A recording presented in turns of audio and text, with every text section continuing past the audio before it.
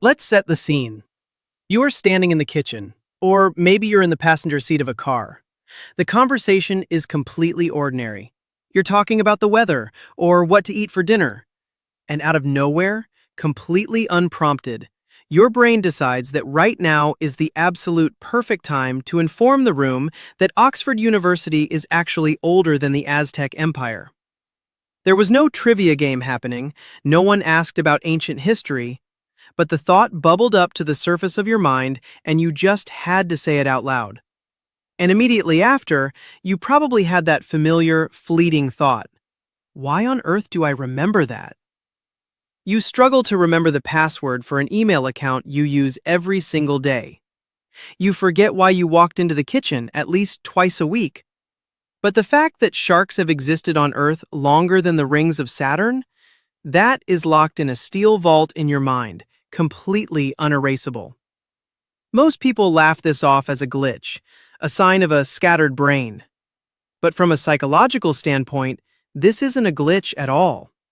In fact, if you are the kind of person who hoards bizarre, seemingly useless facts, it reveals something incredibly profound about the way you experience reality.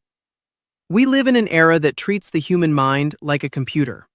We are told our brains are hard drives and that we should ruthlessly optimize them. We believe we should only store useful data, how to do our taxes, how to format a spreadsheet, the schedule for tomorrow's meetings.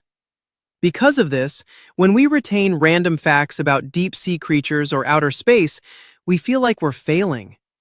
We feel like we are wasting precious bandwidth.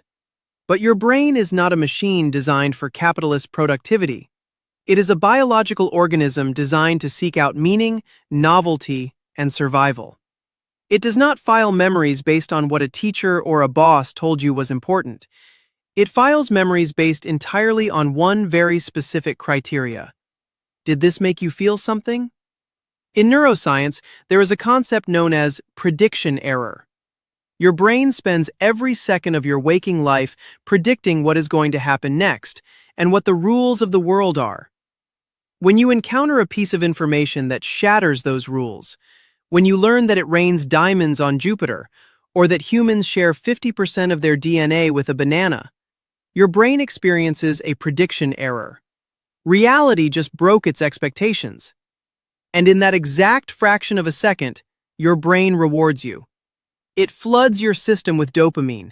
Your hippocampus, the part of your brain responsible for forming new memories, takes that moment and permanently highlights it. It doesn't matter if the fact won't help you pay your rent. From an evolutionary standpoint, your brain just discovered that the world is bigger, stranger, and more complex than it previously calculated. And it wants you to remember that feeling. This brings us to a psychological trait called openness to experience. People who score high in this trait don't just tolerate novelty, they crave it. They are the ones who find themselves 3 hours deep into a Wikipedia rabbit hole at 2 a.m., reading about the unsolved mysteries of the ocean floor. If this is you, the facts you are collecting aren't actually random. If you look closely at your mental catalog of trivia, you will start to see a pattern.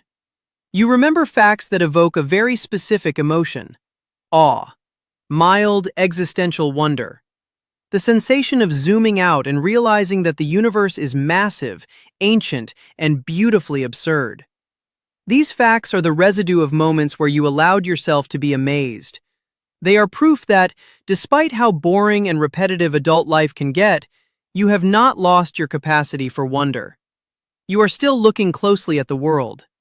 But there is a second, much deeper layer to this. Why do we feel the compulsive need to share these facts? In psychology, there is a concept called a bid for connection. When you suddenly tell a friend that a blue whale's heart is so big a human could swim through its arteries, you aren't trying to show off how smart you are. You are making a bid. You are handing them a tiny piece of wonder, and you are essentially asking, does this amaze you too? Can we be amazed by this together for just a moment? Sadly, many of the people who do this most frequently were children who were told they were too much. They were the kids who got wildly excited about a dinosaur or space or a bug they found on the sidewalk, and an adult told them to quiet down. but they kept collecting the facts anyway. Because the alternative, walking through a world this incredibly weird and pretending not to care, felt impossible. So, if you are the person who occasionally derails a conversation to mention that a day on Venus is longer than its year, forgive yourself.